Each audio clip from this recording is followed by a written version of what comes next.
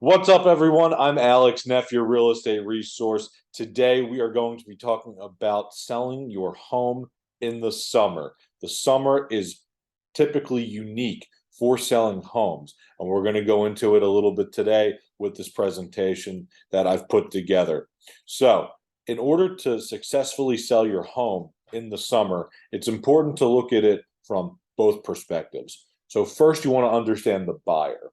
The buyers might need to settle on the home before the school year. They might be coming from different markets, different places around the world, different countries, different states, different cities, you name it. They might want to upgrade their school district. Their children might be in a school district that they don't particularly like, and they want to move to a better one.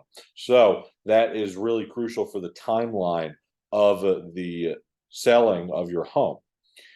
They also have a little bit more flexibility. They might have some more flexibility in the summer with their jobs, with the kids being around. So it's really important to understand the timeline of the buyer if you want to list your home to sell in the summer.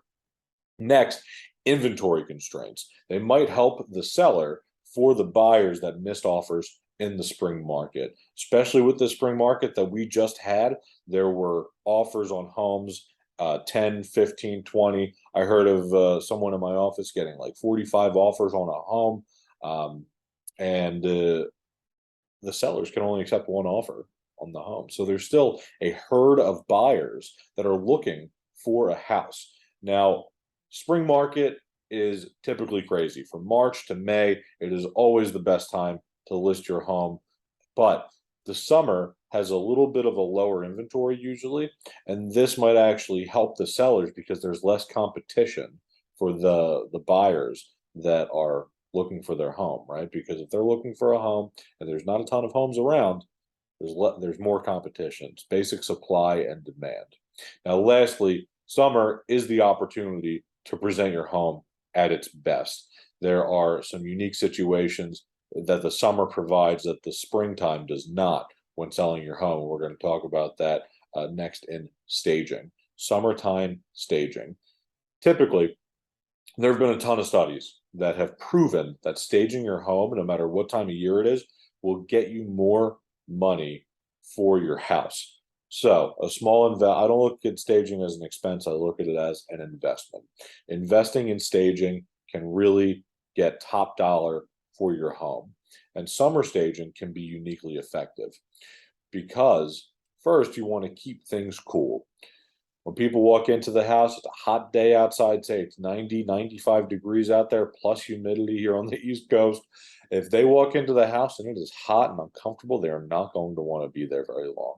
So I always recommend keeping ceiling fans on, keeping the AC going, making sure it's a nice, cool 72, 74 degrees in there, something nice, so that when the people walk in, the buyers walk in that want to buy your home or at least see your home to see if they want to make an offer on it. They feel comfortable, they feel relaxed. It's more of like a nice breath of fresh air to be able to beat the heat, come in to the house and cool off for a little bit.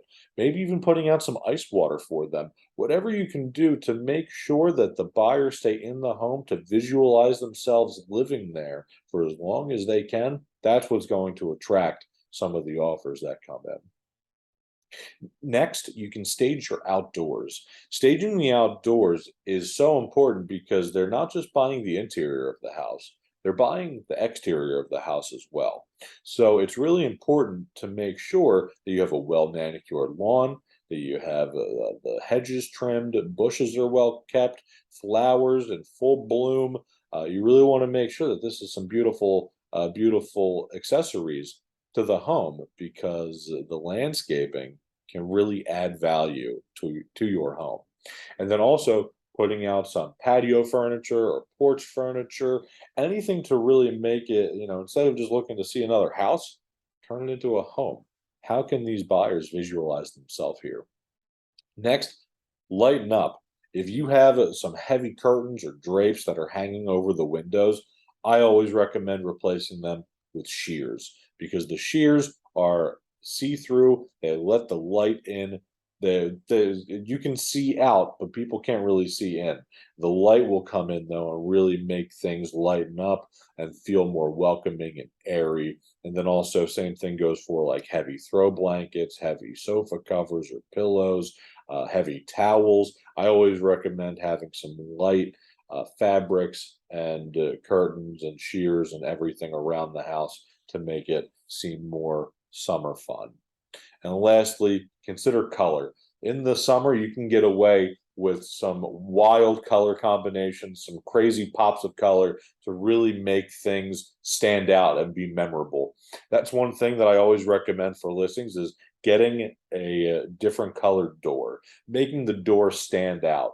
I like, depending on the color of the siding or the color of the exterior of the house, finding something that kind of complements that look instead and really be memorable, because that's the first thing that buyers look at is that front door. It's like the first bite of a sandwich, right? That first bite is what hooks you to finish the rest of the sandwich. The same thing with the front door. That front door, the way that the landscaping is out front, that really is that first bite for the buyer, and that's what's going to stick out the most. So consider adding bright colored designs to make your house more memorable. Now, something that we're going to talk about next is on the seller side. It's really important to talk about a timeline, because say you want to list your home and you start talking about like, okay, we're listing and we're going to go on vacation for a week. It's so important to keep some things in mind. Selling from a distance is a little more difficult. First, you want to think about location. If you're going to a distant place, a distant vacation, somewhere around the world, around the country, wherever it is, you want to think about where are we going? Are we going to have the accessibility that we need, which we're going to talk about in a moment. Next, you want to communicate. It's really important to make sure that your agent that you work with, knows where you're going, and you are able to communicate with that agent to make sure that we're all on the same page of pricing, concessions, timeline, everything. There are some things that are absolutely time sensitive, which we're going to talk about shortly too. So next we have the accessibility. You want to remain accessible. It's so important that us as agents, we use a ton of different platforms. We use our phones, we use our computers, we use a lot of internet, a lot of Wi-Fi, a lot of cell phone reception. So it's so important to remain accessible as the seller of the home, because things pop up. Anything can go good, anything can go bad, and it's really important to be able to communicate these things from agent to the seller to keep everybody posted. And next, we're going to talk about the updates. Even though you are on vacation, I feel it is so important to have a weekly update and be aware of things that may be time sensitive. In the contracts, we have a lot of things that are under certain time constraints in the agreement of sale, and it's so important as the agent for us to convey some of these things to the seller. And you want to make sure that you go to a place that has really good internet connection, really good Wi-Fi connection, really good cell phone service, because there are some documents that need to be reviewed and signed by the sellers in a timely fashion. And in order for us to communicate effectively as agents, it is crucial to be able to connect with you as the seller. And then lastly, be prepared. Try to plan ahead for the unexpected. It might be hard to talk about a transaction while you're in an amusement park or a place with bad reception. I would not want to talk on the phone if I'm at an amusement park. If I'm at a concert, I'm going to have a really tough time hearing somebody on the other side of the phone. And then even if I'm going to some distant place that doesn't have any cell phone reception or any internet, a perfect example, right? So it was just a holiday weekend. I was down the shore. I was in Wildwood with my family, and we're sitting on the beach, and my phone had a little to no connection. That was because there were tons and tons of people on the beach, all using that Wildwood bandwidth, all using that Wildwood internet connection. And it was so difficult for me to be able to connect to the internet, connect to social media, connect to anything that was on my phone. And I had some decent cell phone reception, but the bandwidth was just not there for the internet. So keep that in mind. Be prepared and discuss what your timeline is and what your itinerary is if you do go on vacation the moment you do list a home. So to wrap things up, summer can really be the best time of year for selling your home. It's just about attitude. If you go into it with a positive perspective to help make the most of the opportunities this summer the market has to offer, it is going to be a phenomenal summer for you and for your pockets. And if you're really trying to sell your home, I am happy to help in Pennsylvania and New Jersey because I am your real estate resource. You can follow me on all the socials at your real estate resource. Feel free to contact me with any questions. If you know anybody looking to buy, sell, invest, or rent, you can reach out to me on any of the platforms: Instagram, Facebook, TikTok, LinkedIn, you name it. I'm available. If you felt as though you had some value from this presentation, make sure to hit like and subscribe, comment on, and let me know what you think.